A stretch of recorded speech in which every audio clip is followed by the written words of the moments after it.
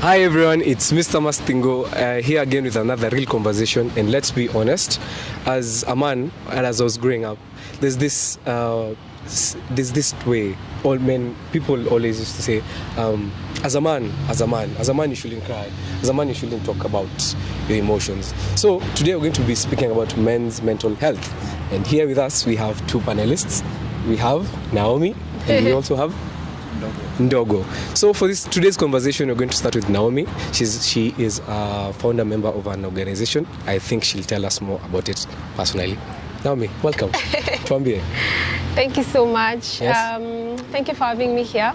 It's such a beautiful day to be outside. Right. Yeah, such a beautiful weather. No rains. Sindio. Yeah, it's a bit hot actually. Yeah, so I'm happy to be here. My name is Naomi Njeri, founder and chairperson of Imoi's community, a community for men that champions mental health for boys, young boys, men and youth in marginalized communities. I guess we'll talk more about that when we get right into it. But I've been working with communities, organizations. I'm really passionate about humanity, anything that brings change and brings people together and create a healthy living balance in life. That's what I'm about. I have a background in community development, ICT, hospitality. I'm all-rounded. I'm happy to be here. Yeah, so thank you to have. Inasemangu aje? Thank you for having me. Yes, thank you for having me here. Yes, kizungu karibu inipige chega kidogo. Bado, on point. Ilikuja na meli.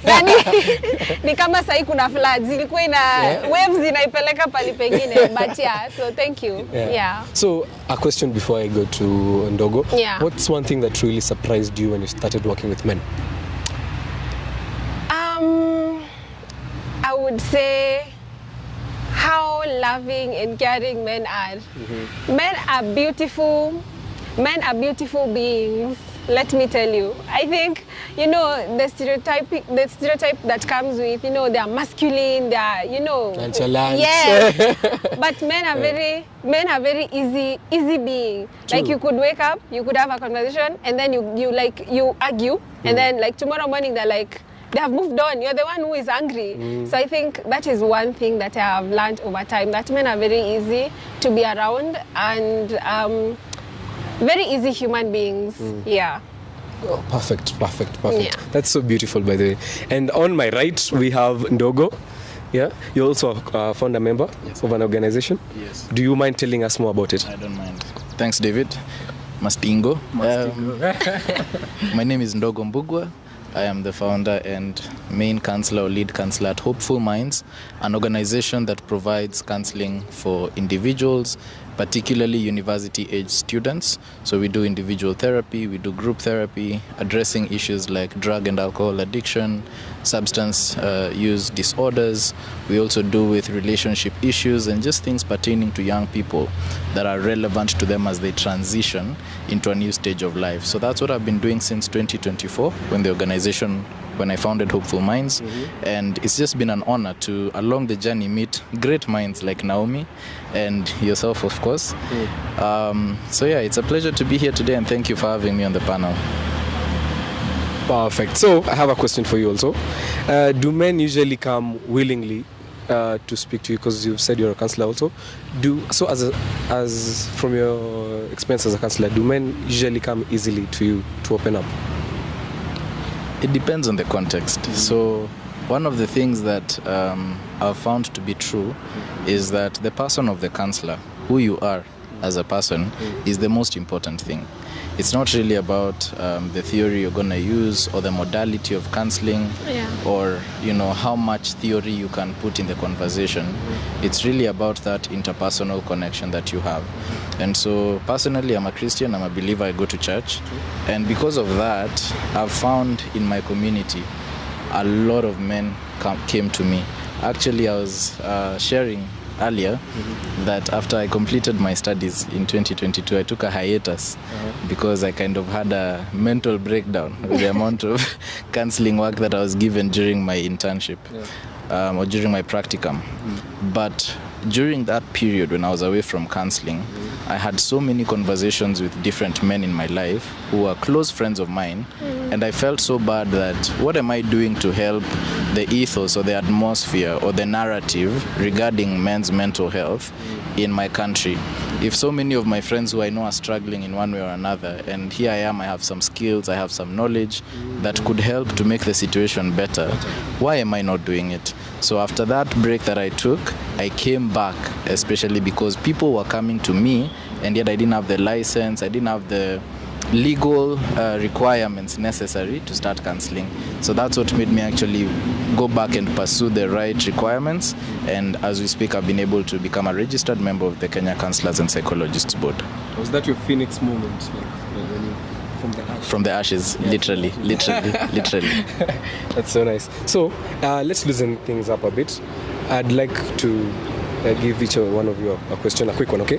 So what was when or what was the first time did you ever or experience a conversation with a man, like heart to heart, like akuja ka open up to you? Oh, I have my own mind. Oh yeah, of course. Hey, heart to heart, the first time, it would be so funny to say, it was a dad, it was a single dad. So we were doing, so I was working in an organization, and we were doing an outreach. And in that community, we were sensitizing parents of what the community is about, of what the organization is about. And so one of the parents, of course, parents will come, and then now we tell them, okay, we want girls from 9 years to 24 years who are like this and this and this. So according to the organization, what they need. And then, so after now sensitizing the parents, so now the parents were starting to bring the children, because if it's a young child, then they need consent from the parents, so we need the parent there, so they would sign. And one dad came to me, so I was there, I was done with the group of parents that I had, and so I was like reviewing things that I need. So I was going to, I'm telling them, so this is the next step after doing the registration. You'll need to come to the office with your child. So this and this is going to happen. And so a dad comes, and because that was the second day that we were there, and the dad comes, and the dad greets me. So we were with Nyumba Kumi people. If you live, you know where Nyumba Kumi is, eh? Yeah. So we were with older people who are guiding us, so that you can be able to get to the parents in these communities. And so the dad came first. The first encounter was the Nyumba Kumi person, and then the next encounter was me. And then he was like, I've seen you here 2 days. I'm wondering what you're doing, and I just want to understand what you're doing. So I start explaining what we are doing, and who we are helping, because at that point we were helping the girl child in that community. And the dad, I think that day he was just very exhausted from the day he had. And then he was like, I have an 8-year-old and a 13-year-old at home. And I was like, I am sorry, but we cannot be able to enroll the boys. And then it was like, at that point, alikuwa amefika mwisho kabisa. So ungeona like some watery tears kwa macho. So nikakuwa like very shocked that it was in a very public setting. And this is the first time you're experiencing this? Yes, I have never experienced a man cry. I have never seen, like, you would see they're angry, they're sad, but not like tears. Yes. Even in burials that I've been to, like with my brothers, my cousins, it's not like crying, it's like, they would wear shades, so you won't see directly like how the impact is on them. So with this, I was like thrown aback. I was like, do I console him? What do you do in this moment? And then he's way older. He's a dad of 2. He's a single dad. He's there telling me how he does not have school fees.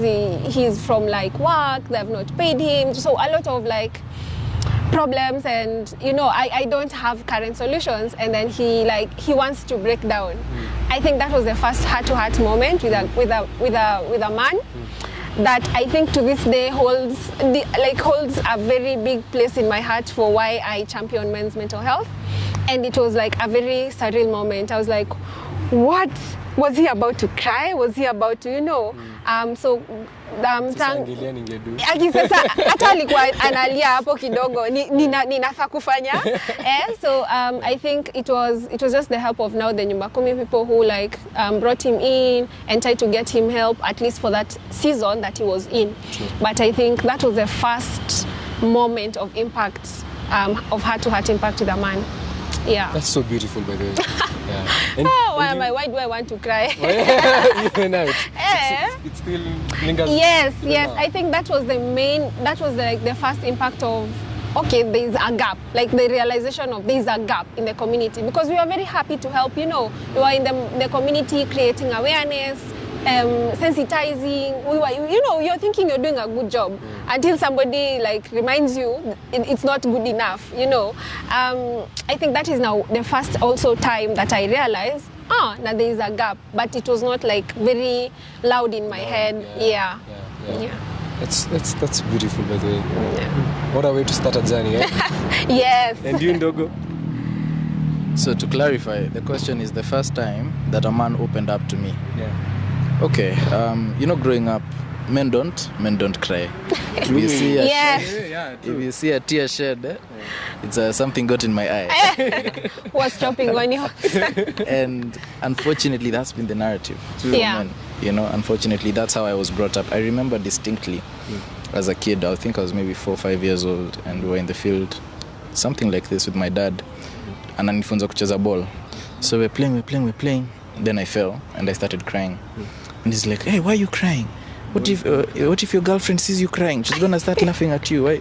I was a kid and I remember that experience, So from that time, I don't think nishailia publicly tena. And then also the How fact old were you? that I was like 4 or 5. I was really small. Like I'm telling you, it's a core memory, Because I remember feeling, hey, kumbe ifai hivi, Yeah.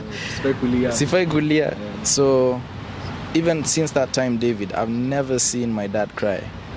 Like, life has happened, we've lost relatives, but I've still never seen the man shed a single tear, Yeah. And so the first time that I saw a man cry, and just openly in the presence of God, because like I said, I go to church, is in a church retreat. And so we were talking about forgiveness. And the topic was, are there people in your life who you've been carrying with you and you're hoping that it will hurt them, but actually it's hurting you? And so it's kind of, the analogy was, you're drinking poison and you're hoping that Naomi is the one who's gonna die, And so during that session of forgiveness, man say, hey, unasikia tu masavi tu, and the guys are just blowing their nose, ile inatokadi na makamasi, So that was heavy tears. Heavy, ile from the stomach unalia ile like, hey, huko ni wapi? I'd say that's the first time I saw men cry. Yeah. But I can't really say I saw it because I was also in that. In that I'm also moment. crying. I'm also dealing with my own things. But that was the first time I saw men be truly vulnerable. That's such a nice place, by the way. And see that it was okay to release this emotion. It was okay. It's actually even possible. Mimi sijaijua mwanaume anazalia hivyo, right? So that was my first And in the experience presence of seeing that. another man. Yeah. And in the presence of other men. Other You're men, like yeah, 40 of you. yes. You're like 40 of you in the room. All of you are broken. All of you are crying. So it was incredible. That was the first experience. My first, one of the clients that I've had, actually, that's somebody else. That's somebody else who, the first time I was like, hey, okay, kumbe, it's okay. It's okay for this to happen as well. Because, you're prepared for it. You're taught about unconditional positive regard and all these other things. But when you see somebody breaking down in front of you, hey, you have that split second of reminding yourself you're a counselor. You're a counselor. Yes. Don't give a weird face or anything. So definitely, as I've gone on in counseling, it's become more and more common, a common occurrence. So, since both your organizations and AYLF deal with young people as the youth, so what are the problems? What are the pressures? As young men in the community, we are expected to, provide, be stable structures for, our loved ones, whoever are around us. No. Yes. Lazima be a man. In one condition, be a man. Protect and provide. Sindio. So what pressures, what issues or problems do you think young people, especially when you're experience, ama mmeona, what do you think they're going? What are those pressures and problems that young people are going through right now, especially men in that context there? I think ni mingi sana, but we have like core problems, and then like from the core problems tuko na zile ndogo ndogo sasa zinachangia to the core problems. I think one I'd say is the societal pressure of, because we are speaking about men, about what a man should be. And I think in the morning when we were having a meeting, I was just sharing why it is very important to create that safe space for a man to be who they want to be. You know, there's this notion of, you know, we already know a man should protect and provide, right? True. And then there's now, so that is already ujazaliwa ama uko like 2 years, huyu anafaa ku protect and provide. Because me, I'm the last born in my family. Yeah. So this is like a side story. Yeah. I'm the last born in my family. My mom used to leave me with my now the brother mwenye namfuata. And my brother anaweza enda acheze alafu anisahau, nilikuwa daycare, si ndio? Ananisahau, anafaa kunichukua like kunichukua like love bro. But alikuwa anasahau, anafaa kunichukua kwa daycare at 5. Si atacheza at 6, and then also ni myang, si ndio? Ameniachana like 4 years. So ni myang. So amecheza anasahau, oh, I have to pick up my sister. And then maybe anakumbuka senya yako kwa mlango, anaona mama yangu anamuuliza, Naomi yako wapi? And you know, he's also young. True. And he's already been put that responsibility of you should protect your sister, you know, and me, I'm like that, oh, you should protect me, why are you not protecting me? Yes, or when I'm playing and then somebody like angenichapa, niko like, unajua brother yangu ni nani? You know, that boldness of, you know, and that is already responsibility. True. You see, and they're already young, they don't know even what protecting means. Kwa akili yao anajua because umemchapa na mawe, nikisimama hapa, because you'd see young children playing and atasimama mbele yake amgonge na mawe, ajui kimgonga itamuumiza. Umeona? So kwa kichwa yake protecting is, so the society now inafanya your notion inakuwa more harder, because now they are starting to put pressures on. So now you need to protect and provide, and then now you need to also learn how to be a man. And being a man is, you need to be strong, you need to, you know, you need not to cry, you need not to do A, B, C, D, and D. And then I'm like, why? So if I don't go to the gym, I'm less of a man, you know, because every like today every man goes to the gym. But when a man chooses to go to do beauty or pageantry, now you're like, oh, sasa ule ni woman, ule tumpe, you know, kamisi, or you know the slang people talk about. You relate to mini model. Tukikuona kwa runway tunakwambia ule sasa, ule ni better male, you know.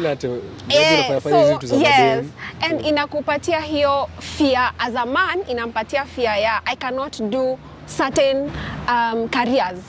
And maybe they would have excelled in that career. So like this kwanza for society, because society is friends, our family, our communities, they're the ones who keep on reminding us that unajua, wewe mbona umevaa tight jeans, like wewe mbona unaenda kutembea bila sijui nini, you know, and those are the pressures that now tone down on them. And then wanaanza kukua like, okay sawa basi, let me be this because they want, and then it leads to people pleasing, imposter syndrome, and it continue to boils down to more and more mental health challenges. Anafika pahali hajui yeye ni nani. Ukimuuliza ndogo wewe ni nani, ako like mimi ni nani?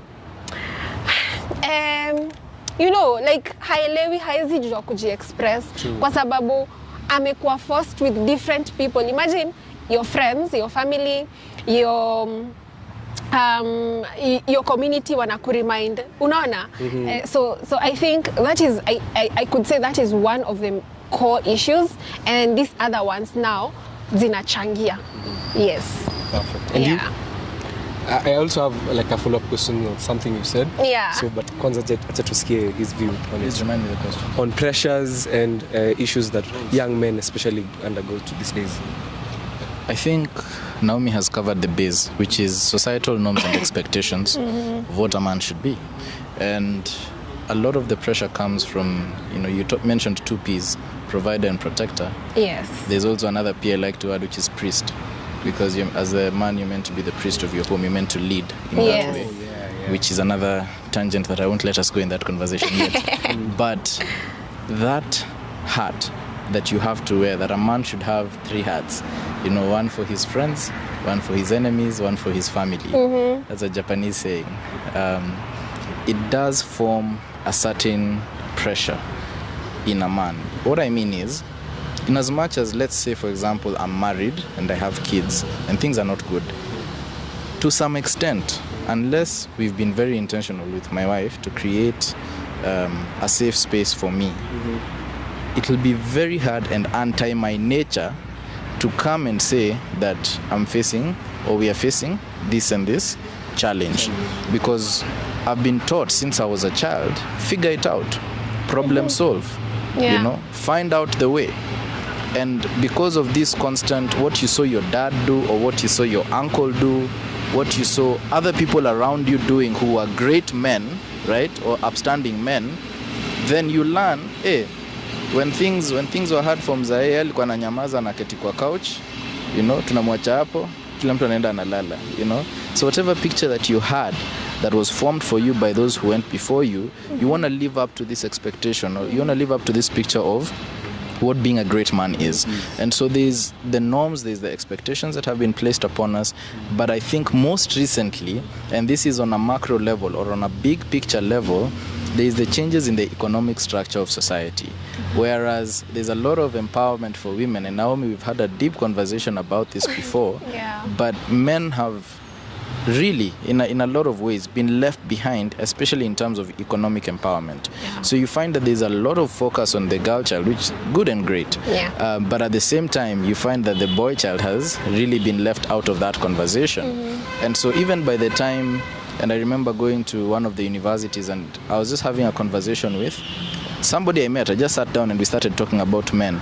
Nakaniambia, he was an older guy in his 40s, married with kids. He was like, I really feel sorry for you guys. I was like, why? What do you mean? He's like, man, in our days we had hope.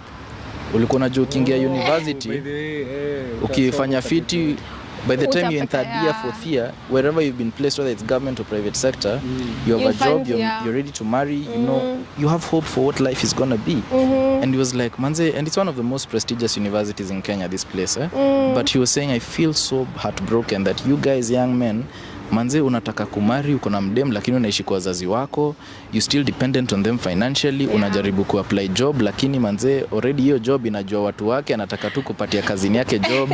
So it's just formalities, right? Yeah, they're just doing and he was saying he really feels sorry for us guys who, now you're in a relationship, you can't even do things the right way, unaambiwa ulipe mahari, unashangaa hiyo mahari itatoka wapi, and then now you go into coping behavior, which is a whole other conversation. That's where drug and alcohol addiction comes in. Masturbation and pornography addiction, that's where that comes in. Betting addiction, that's another hidden giant that is for killing men, people, right? And so that economic engine that has changed on a big level, macro level, has affected the micro level, which is the interpersonal relationships that men are able to form. So here I am as a young guy, I know I've been trained by my society that I'm meant to be the provider, but there's no means for me to be that provider. I'm meant to be that protector, but now you've already taken away my voice.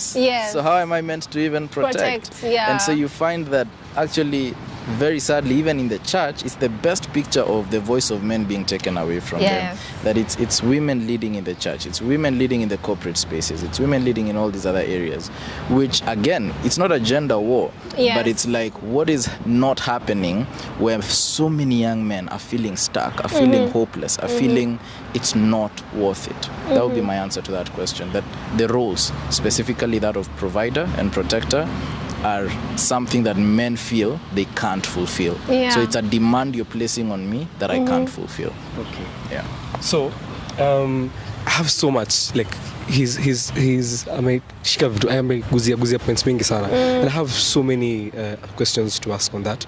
But first, since I'll come back to you, you talked about imposter syndrome in men. That is, like, the society has given men such a I'd say a guide on what being a man is. Being a man is, and somehow in that journey, men lose themselves. They don't actually identify they don't get their self-identity individually as a man. Who am I as a man? Yes. Can you tell us more about, like, imposter syndrome and how it affects young men in our society? Okay. I think it really goes down to one, the society, and then lacking guidance. Because if I am a young boy, of course I want to do so many things. I'm young, like, that is the tagline, I'm young, so I want to explore. But apart from exploring, there is this weight on a man that even if they are 20, they need to be working on themselves, especially financially, so that by the time they are meeting this, like, maybe they want to settle down, they want to do a B, C, D, and D, they are in a place categorically, financially, maybe you're driving a car, or, you have your own business, so that, you can, I don't want to, I want to be married in a, with a rich person, maybe that notion that the society sometimes creates, like, maybe a woman would, it's easy for the woman because they would be married by a rich man. And I support Ndogo by saying it's not a gender role, because I want to empower myself as a woman, right? And then you want to be in a certain place where you want to reach, and you have no idea how to get there. So this imposter syndrome, I think it's just a compile of many things of what men are expected to do and to become, that drives them to become without understanding. Oh, that's deep, by the way. That's so deep. Yeah. To become without understanding. Yes, you want to be something, but you don't know what it takes to be that something. You want to go somewhere, but you don't understand how many kilometers you're willing to go to. And even if you're willing, there's no support from your friends and family and community to, like, a safety net to remind you that you are who you are, because there'll be so many voices. When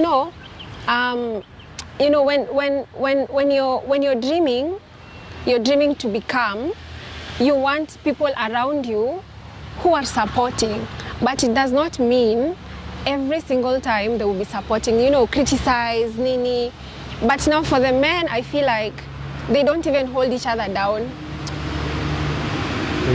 So it becomes too difficult for this human to know, I can go to the gym, I can lift 120 kgs, but since the men are lifting 160, I want to lift.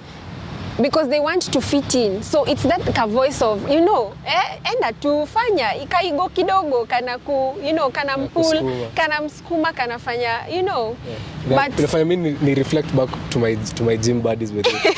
Tunakuanga hivyo. Umeinua 50? 60. Yeah, but so I think it's mainly about how our society puts expectations on the men, and the men are not fully grasping, especially young men, youths. They're not understanding who is this protector and provider, So it becomes a real challenge for them to understand, and so akikuwa na huyu they are a different person. Si ndio? Maybe ako na mama yake, yeye ni protector, provider, yeye ni mzuri. Akiwa with the friends ako like this, akiwa with the community ako like this, akiwa in school ako like this, in the workplace ako like. Those are 5 personalities.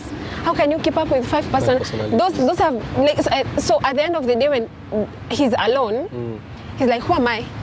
Like, sasa mimi ni nani? You know, like nikienda hapa unasema yes without a no. Ukienda hapa unasema no without a yes. So, you know, and so ikirudi back to the self reflection inakuwa like, and so that's really yes. what I want. Is and that so really me? Yes, and so with the journey of that unapata anakuwa na so many voices, ndo ataanza kukuwa na substance because ana need to cope with the 5 personalities. Akienda huku watu wakilewa and maybe yeye genuinely anajua me, I don't want alcohol, I don't want ABCD&D, anafanya even with the knowledge of he does not want to. So he actually gets an identity yenye si anataka na realize bado. Na realize. So many of our men would start realizing themselves maybe in the later 20s, early 30s, and then now that is when you see maybe most of them like settling down and whatnot and whatnot. In the middle age, like youths watasema, marriage is not for me.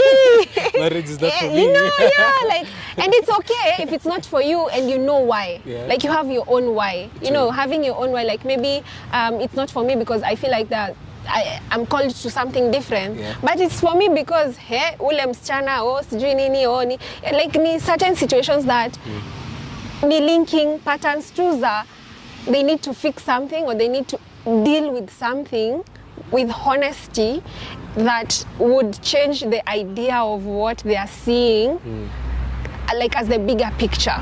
So yeah, I think that mainly like the society plays a really big role in the falling mental health for men.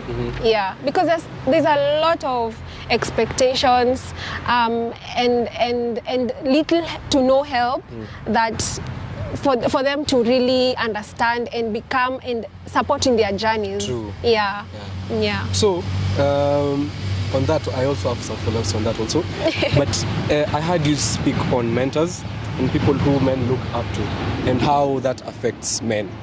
Especially if I was looking at it with the way you were looking up to your dad and you never saw your dad cry. So no one did. I actually never seen tears from my dad. But so how do mentors especially affect young boys? Especially you've worked with especially young boys and young men. So how do mentors affect them and their mental health? Let me start by saying that God's design and plan is that a father should be the first mentor of his son. True.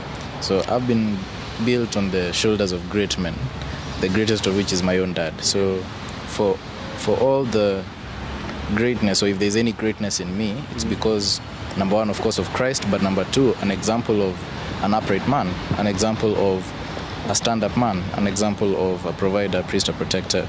So there's the place, the irreplaceable place of fathers in the lives of their children. Let me just start there.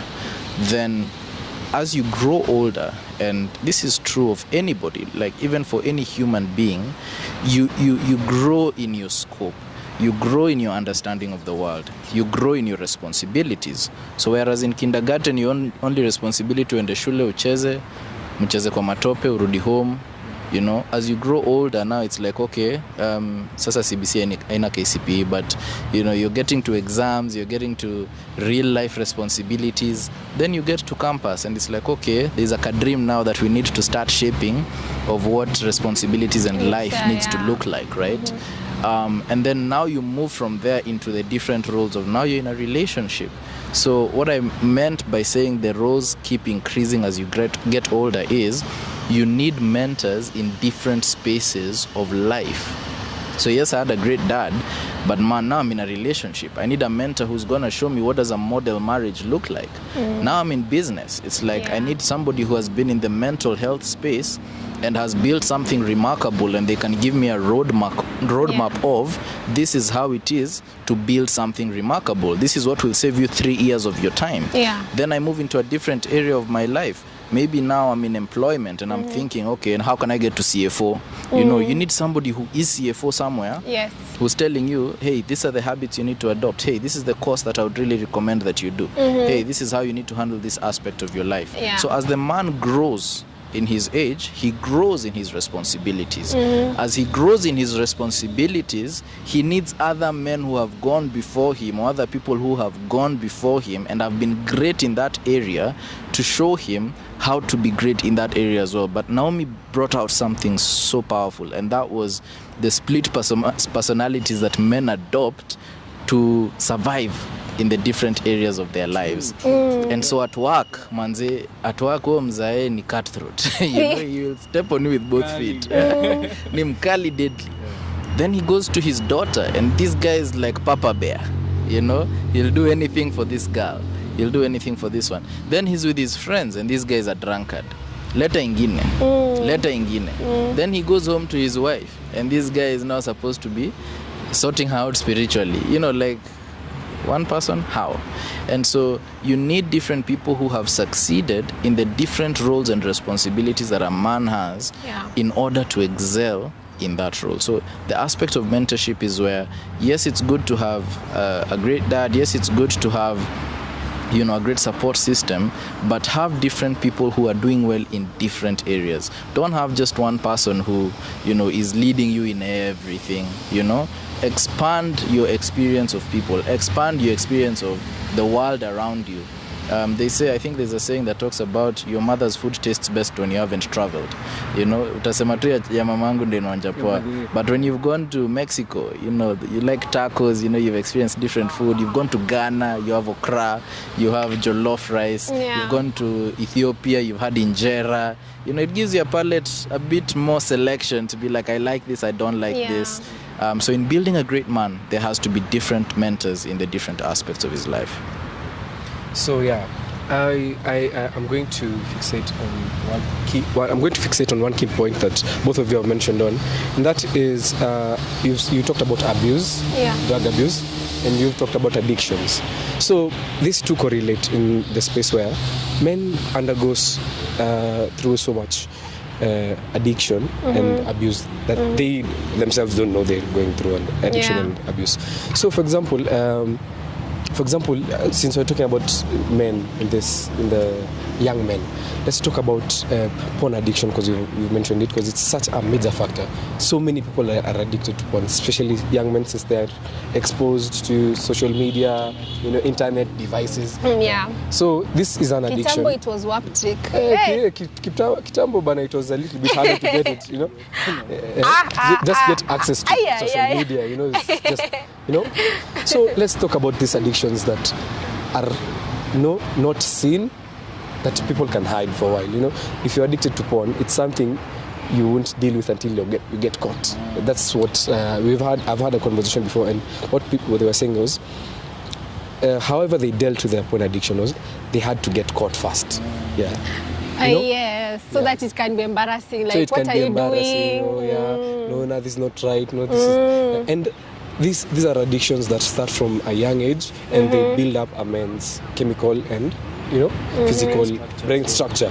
So that's how you perceive people around you and how you perceive life. So let's have an open conversation on this. What's your take on it? Right now, we go first. What's your take on it? It's an open conversation. Wow. I think we were just recently talking about it with Doc. Are you in our heads? I'm psychic. Because you know, there's so many addictions that men go through, but porn really, it's like a thing that shapes a man. True, it's a cancer. Yes, it's a cancer, and people don't realize it. That and betting too, actually. I also think betting is that and betting, because now you'll see me on my phone wearing a suit every day going to work, but you don't know the minute I get my paycheck, all of it goes to betting. I don't pay my rent, I don't pay my, I've defaulted, there's so much going on behind betting addiction. And it's so bad because these days, they actually advertise it on our local stations. Everywhere, and, yes, actually. and they promote, cheza ushinde. Like, it's not bad, but nani anacheza? Who is the target market? And the target market is young men who are where in the universities. Mi nataka pesa ya quickly. Right. I want quick cash because ule ako forex, ule ako nini. Mi ndo niko hapa siezi banga good babe because I don't have money. Mi peke yangu ndo sina Mercedes. Mi ndio peke yangu sina Mercedes, Utajipata tu ako hapo kwa vieta kila saa. Anapata 500, atashinda 50,000 but haezi withdraw kwa sababu anasema this is not enough. Wacha nipate. Yes, nikieka tena inaweza kuwa 200,000 alafu ina lose. Anakupigia niaje, nisaidie thao. Kuna kitu nimekwama. And now that is an addiction because they won't go a day without betting for football. Look how much money SportPesa is making. Those guys are rich. Very rich. We are not criticizing that it's a bad thing, but Okay. at the end of the day, it's affecting the youth. It needs to have ikuwe na council of how to do betting, and pornography is just another thing because when you start being exposed to such things, you start getting una lose your manliness because now even if you get a wife, you cannot be able to satisfy them. Idi pale. Hey. Get up, buddy. Yeah, actually, Right. That means it also affects men. It also affects men also Confidence. health-wise. Yes, absolutely. It's deeper than just. Yes, Absolutely. yes. Because kuna yo mwenye anaweza kwa, kuna infertility that comes naturally, like maybe you cannot be able to, for it to be able to do the normal duties that it does. And there is medication for that, nini, you go through the process and it gets solved. But then kuna hiya kujitakia. That it was too much, that now it cannot work alone. You must use something for it to work. And these days also, you'll find people hawking because, Kenya people sell a lot of things. Anapita tu pahali, anakwambia Mugomero ndio inafanya nini, hii ndio inafanya kazi, sijui nini. And they will sell you some things and in your head you will be, this can't work without this. Or you've seen, when watching porn, you've seen, this is how it should look like. This is what they like on the ground, without. So they go with that idea. And then at the end of the day, you start using things that are not even prescribed. And what happens? It gets weak. Let's say that because PG. Yes. And other than mi nasemanga porn ni kitu mtu hata anafaa kuona the first man and woman when they're doing the acts akiwa hata 60 years because that is something that sticks in your head and then you start having, as a man you will start having those expectations. That's when you see you're going to a man can take a woman and then they're like mi niliona anainamishwa anafanyiwa hivi, so they start treating the counterparts as objects that they saw. To recreate. And what yes, they you saw. recreate what Right. so that yes, That's and the then image you have. recreating that is what that give them oomph. Right. Hivyo sasa ndo atasikia hii nimepewa vizuri, unaona? Right. Because without them amuinamishi, sijui mwanze kumfanyisha mastingo. Guys. Kama hamfanyishi mastingo, Haijaweza. then hiyo haijabamba. Yeah. Hiyo haijabamba. Nataka mwingine mwenye unaona. And I think one of the key things is people should be taught sex education should be in schools. True. And not like the sex education where when you get to 12 you grow hips, you got a deep voice, nini. Sex, like deep sex education, like this is what happens when this happens, like when you're mature enough. I was actually again talking to Dogo telling him that in boys school there is no enough sex education. you'll find them going through the teenage period, you know, the voice is breaking because I started, you know, I was sounding like a child, now I'm sounding like a man, you know, and then you go to the community and like unaambiwa na umekuwa mkubwa, unaongea sasa unaguruma, like hiyo kitu bado ina mess na self esteem yake because it's also a transition. And then at a wet dream akiwa shule, what do people think? Amejikojolea. Anakojoa kwa kitanda. Akiamka asubuhi atataka ku clean sheets, you know, kuficha. And it's a beautiful transition because some people don't even wet dream until their later ages. You know, like how girls also have different ages of, you know, experiencing their teenagehood. Puberty, and these are not conversations that are hard enough. People will not to criticize, but like people will be doing pad drives but not boxers drives because in homes huyu mtoto ako na boxer mbili na ana wet dream. Sasa akiamka leo kumenyesha hana boxer. Ha change what like in retrospect what happens is they start to smell because sasa boxer ya jana ijakauka kumenyesha. Leo asubuhi sasa nime wet dream. Sasa boxer ya tatu itabidi nivae short. Unapata young boys who don't know themselves quite well, utapata wakivaa shorts and I say, hii maneno ya boxer nini, you know, because they don't have knowledge that my possessions can be quite comfortable if I wear kwa sababu there's like you know, when you know how the boxers are, my thing will be there, it won't wiggle around, even if I am seeing a woman because I am transitioning to a teenage, you know, I'll be attracted to different sex, and when you're attracted to different sex, it you know, it will react because it is active, you know, and they're not told that that is not a bad thing. So in what they do, they go to their own means of learning. And one means of learning is, they have met a woman, they have never done, because you don't grow up knowing sex, you don't grow up knowing intercourse. So where they go to learn is where now the problem becomes. They start having too much expectations or low expectations.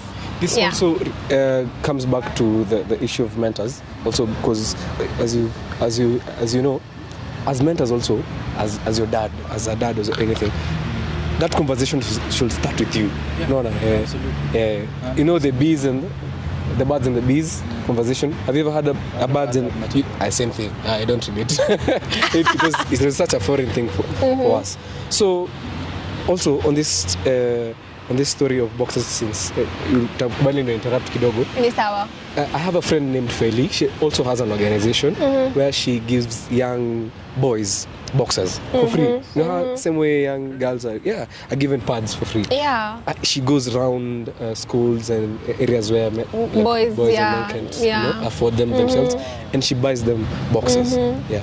And the first time I ever had that initiative from her, it was so new. It was like, wait, why have you not been doing it? Yes, that's a thing. Like, yes. Naomi, to be honest, right? Really honest, the first time that I ever thought of like boxers, boys need that was last week. It's so embarrassing. Ni last week too. Naomi ameniambia, okay, so what happens to the boys in the communities, right, who are not from well-to-do families, and it's a real thing. It's a real thing. See, not even well-to-do, even boys from well-to-do families actually. Yes. It affects. It affects kila mtu. Hiyo ndio the one thing you don't remember to buy. Yeah. That is the one thing. Sino maana anunulianga vest, belts, socks, and boxers. But you know, I remember the first time I ever bought my first boxers. Yes, and I was very grown actually. I think I was way past the point where, as men, we tuna nini the need or necessity or how important it is. So on addictions also, endelea. Yeah, so I wanted to say about porn addiction that number one, this thing rewires the structure of your brain. that of course there's a scientific component of what happens with the chemicals when those endorphins are not being gotten in a natural way and in the way that they should be gotten.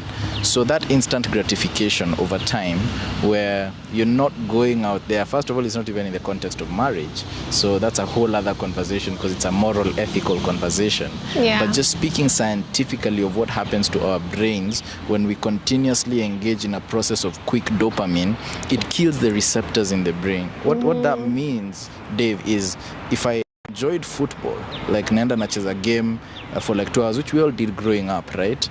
That's what would make me feel that high, that runner's high, that good feeling. But now nimeenda nimepatana na hii kitu ya porn, inanipatia that same instant feeling in seconds, not even in 2 hours, in seconds. Nasikia fiti. What happens is the next time I go and play ball, I feel less good, right, than kitambo, juu my receptors are being dulled. Over time, what happens is I withdraw socially because this cheap fast porn is more gratifying than ball. You know, they say that ejaculating to porn and masturbation releases the same amount of endorphins as a cocaine snorting in one snort. Literally, the hit that you get from cocaine, snorting it, is the same that you get when you ejaculate to a pornography video. The damage to the brain is the same. But you're not condoning drug use? I'm not? We are not condoning drug. No, we're not condoning. I'm just telling you, wewe na mse anatumia la coca, same what's up, and that's concerning. Yes, that's alarming. That's alarming. So over time you find that you withdraw from activities that you used to enjoy, you withdraw from your friends, you're now also in shame because you know this thing is not natural, it's not normal, you've never even had this conversation with anyone, so you're embarrassed to talk about it. Then like you rightly said, the first time that you're having this conversation with somebody about it, ni umeshikwa in a shameful act. You get? So because the first time that you're having this conversation is when you've been caught, it shapes your whole view. And now there's shame that needs to be uncovered and dealt with even before now we deal with, okay, what brought you here? And usually the thing that drives us as young kids to porn, number one is curiosity, right? Number two, there's obviously associations, older people who would have introduced you to that, and then now that comes with molestation and so like a whole other world of issues, right? But the third thing that also as an older person can lead you to that place is not knowing what to do with your time. So yes, you started as a young kid, but right now as an adult, it's boredom that keeps you there. So you don't know what to do with your time. You don't have hobbies. You don't have interests. You don't have pursuits. And that eventually, that purposelessness leads to depression. Okay? So in depression now you have symptoms of social withdrawal. Your eating habits have changed. Your sleeping habits have changed. You're not interested in anything that you used to be interested in. The word that I like to use is you're apathetic towards life. Apathetic. You're just nonchalant.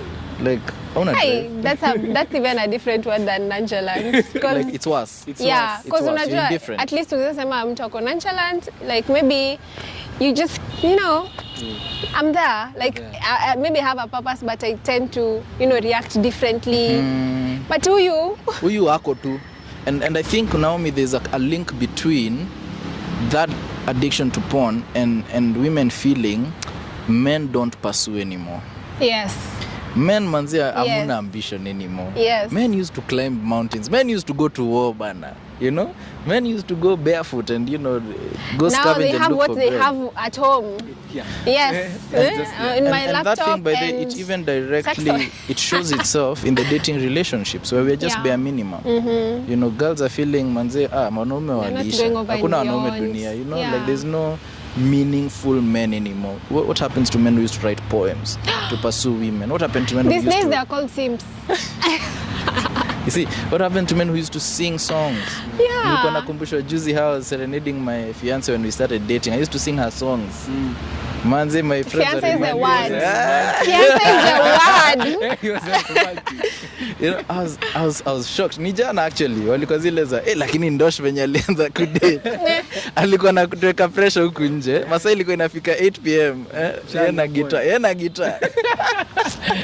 Must be very nice. You know, so it kills that love for life. And that in the many things that it does chemically, I think for me what breaks my heart the most is even in recovery, even when you're in recovery, you really have to regain a part of your soul that it has corroded over time. Yeah. So where Dave was creative, he was soft. And okay, obviously it affects your view of women. So you become very hard-hearted, or like hauna emotions towards madam jo unaonanga tu akitumiwa. So even the way you treat your mom, I remember putting my mom through hell, man. Like Adi, my dad was like, hey bro, come we talk, this is your mother. Nini mbona uko na ugumu? Hakuna sentiment anymore because you see them. Exactly. The mastingos. Manze hiyo tu ndo category where they are useful. Yes. So having to relearn, to unlearn and then relearn again right how way. to do it right. It's a whole journey. And I think that is also where things like femicide come in. Because now a man goes with you in a room, BNB. and now they expect you to be what they saw. Right. Nawe haujui. Right. Ama anakwambia, okay, this is the replica of what I want. How can you learn in 2 seconds? You know, even if you're with your partner for like ages, there's still things that you learn about them sexually. You know, maybe in this and still require consent. Yes. And hadi kama wewe ni wangu. Sorry, let me just say this. A lot of those actors that we see in pornography and all these things, they're high. They're on drugs because they're sex slaves. So we don't understand that a lot of them are victims, are kids who have been abducted, right? You know, these pictures that have been circulating on social media of these kids being abducted left, right, and center. So a lot of these sex slaves, people who have been abducted, they've been put when they're underage, with the Epstein files and everything that came out. I don't know if you guys have been following that. And then by the time now they're coming of age, they've been assigned as a pimp, right? Who makes sure that she's making money for the company. And then now, of course, she also gets her own cut. So we don't see the fact that these people are not sober and in a sober state of mind when we're engaging in acts that now you're borrowing this to go and try with your sober girlfriend. How? It can't cut it. It can't cut it. Yeah. So I'm so sad to say we're nearing the close. We're nearing the end of our conversation. But we have so much to talk to. Men's mental health is so broad, it can't end in one conversation. Yeah, it's broader than this. So as we just like wrap up, what do you think, or what measures do you think, or what do you want to say about men's mental health, dealing with these issues as a community and as us? What's the initiative? How do we start? We should start small. You know, you cannot go and fix the branches when the root is the problem. We start at the root level. And at the root level is now where a community like Emois exists. And so many others that we don't know of, that are doing drives, that are helping men, that are trying to ground men, you know. And those are the communities that now we need to come together and define, this is the end goal, like this is the goal we want, this is the future we want for our boys, this is the future we want for our men. And then create more initiatives that support the men. And keep on reminding, yes, like the ones for giving out boxers. Because do you know how much boxers are? Like, they're expensive, man. You know, when I go for like one pair of panties, they're like, let's say 100, from 100 shillings to 150. Like a pair of boxers is 350 shillings. 350. Naivas ziko 475. Mimi nilistuka. For 900 bob. A pack of 3 for 1,200. You see, and me I can get a pack of 6 with like 1,000 or 1,200, like wholesale shops, because these days when you go to TikTok, there's a lot of wholesale shops, you know. But you can't get, and forever, men's clothes are expensive, you know. Even if it's Mutumba, if my shoe is 400. Now to business idea. Start a men's fashion line that is affordable. The fashion line, tuna support nani? Mastingo. But yeah, I think, and also to remind them quite often that they are not alone. It is okay not to be okay. Like, izo phrases zinakanga so funny when you're saying them, but we want them to normalize. It's okay not to be okay. One thing that I actively do in my community is teach young boys to name their feelings, because that is the most difficult thing a man would do. Atakwambia mimi siku yangu imekuwa tu mbaya, nasikia tu hivi like nasikia tu nimechoka, unajua, but it's more deeper than kuchoka. It's more deeper than ni kuchoka mentally, physically, na mimi si uniambie, you know, and then that is how like the issues start. Ni mimi nimekuboa, si ndio? Lazima tu reverse. Yes. In whose hands? Yeah, so certain things we need to remind them that they are not alone. Like and have these conversations quite often. True. And make them feel comfortable about being vulnerable, and reminding them that vulnerability is not weakness, and vulnerability is not like equating them to strength or weaknesses, because I love that. Vulnerability is not weakness. yeah, and vulnerability does not equate to Strength or yes, because now I think the society has said, you know, when you're vulnerable you're weak, you know, and that is why they are afraid to let out.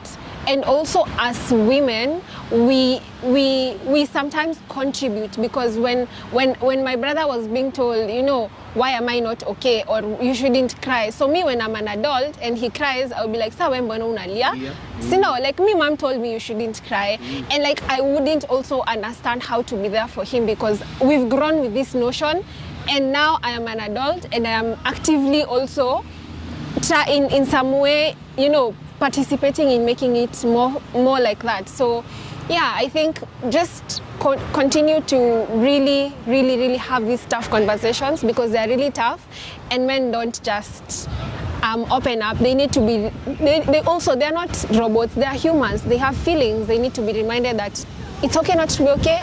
Like, name your feelings, and that is something that I've actually seen work. Like naming feelings. I feel sad, I feel disappointed in this time. Maybe at the end of the day it could be a different mood, you know, and that really helps them to understand at what specific time they feel what, and if I feel this is what maybe I need. Yeah. That's beautiful, Naomi. Thank you for sharing that. Dave, 3 things for me. Number 1, Naomi has dealt with the systemic issue. We need more initiatives, we need more communities, we need more spaces for men to be men. And let me say that in that one statement, there's an umbrella. It's like an umbrella, because men have come in different ages and stages of life. Yeah. So we need communities for people who are my dad's age, in their 60s. We need communities for people who are older. Now, geriatric care. Who is going to see the old men in old people's homes? Or are they just abandoned and left alone, right? So we move from there, move to the 60s, move to the 40s, the guys who are in their prime, right? Because we say 40 is a man's prime. We need communities like, what can you do with these resources that you have right now? Number 1, to secure your future and your family. And number 2, to leave a legacy for your children and a legacy for the men coming after you. Then we need groups for men in their 30s, right, who are starting off, they're starting in their careers, life is starting to make sense, you probably have a wife and a kid. Yeah. Then you move to the 20s when it's chaotic, this is like chaos, you know, this the is ghetto where we are. years. You don't, the you ghetto have no idea. years. 20s man is the ghetto, man, like what is going on? Yeah. Yoni. And then you have your teens who are, they're high on testosterone, man. These kids can run 40 kilometers and some, you know. So you need groups that cover all these different ages for men and stages. Yeah. Then in addition to that, I wanted to go, because Naomi has dealt with the systemic problem. I wanted to deal with the interpersonal problem. And I wanted to say this, that men, and I think I shared with you guys this story, that just yesterday or the day before yesterday, I had a conversation with a friend of mine, a close friend. And I had all these thoughts running. I'm trying to meet here with Naomi and do this. I'm trying to run a counseling firm. I'm trying to plan many other things in my personal life. Yeah. And it didn't even hit me how under pressure I was. Right, I was just going. I knew I was lacking sleep, like Silali, but you don't even notice when you're in the heat of the moment. True. And Josie, my friend, asked me, "Hey, can I talk to you?" And I was like, "Yeah, sure. Let's go. We talk." Because I thought we were going to do some work. And he's like, "You know, you're not alone." That's what he started by saying. Did you know, you you're not cry? alone. No, I didn't cry. I'm not like, I'm a weird guy. Like Miss Iliangi, but like bado imeingia. Umelia ndani. Imeland. So you know you're not alone. You know we're here with you to help you plan all these things. Nini. And it became a 2-hour conversation. And I'm telling you, after that, I went and slept like a child. Slept like a baby. So if you're a man and you're watching this, ask for help. My friend who was talking to me wasn't even a counselor. But he was aware that he created a safe space for me. Yeah. You know? Your story najua sitaisikia with anyone else. Yeah. you know. And unfortunately, a lot of the times, because men don't open up, it's because the one time you tried, ilikuramba. But that cuts across to everyone. Right. Yeah. True. Right. That not cuts, yes, not just men. So it depends. Yeah. But again, if you're that friend who has been told something, please treat Don't that thing with utmost confidentiality. Square story manze sasa umeenda kwenye nini. So in just cutting up time and just in my final remarks, talk, ask for help. Definitely we'll have our information there for Hopeful Minds, and you can talk to a professional therapist. But if not, if you feel this is not a step you're ready for, talk to somebody you can trust. Talk, it helps. So guys, as we've heard, these are such amazing analysts. By the way, hey, this session was very interactive. By the way, yeah, I loved it, and we have so much to talk on mental health. But I guess that's all the time we have today. Yeah. And you also had a way to gauge. You had a gauging system. You did. I think we can find a way to like put it in the next video we do. Let's do the next video. The next video. Let's do it in the next. Cameraman pale ananiangalia vibaya, but we'll do it in the next video. Yeah, we'll do it in the next video. It was a gauging system, but that's all we have. Them to the event that you're having. Yes, actually, yeah. Yes. So actually, so we are formally inviting you to our mental health walk on 28th of March. 2020, yeah, it's a Saturday. It's in like 13 days. Yeah, it's in Don Bosco, Karen. The entrance fee is 400 Kenya shillings. You'd love what the 400 will do. So please, we will share a link to the Google Forms, our social media pages where you can be able to follow and learn more and be able to sign up for the event. We hope to see you there because these conversations are just starting. Yeah? They are actually. Yeah. Yeah. So that's it. That's all we have today, and I'll leave you with one motion to pound on to think about. Yeah. Ponder. Hey, ponder. Do you think women are more empowered than men in our society today? That's all we had for today. Rhetorical question. Yeah. So bye guys. Wacha tubaki tufikirie hiyo. Bye. See you next week for another session. Bye. Love you all. Masting. And remember, Mastingo loves you. We all love you. Love you. We all love Masting.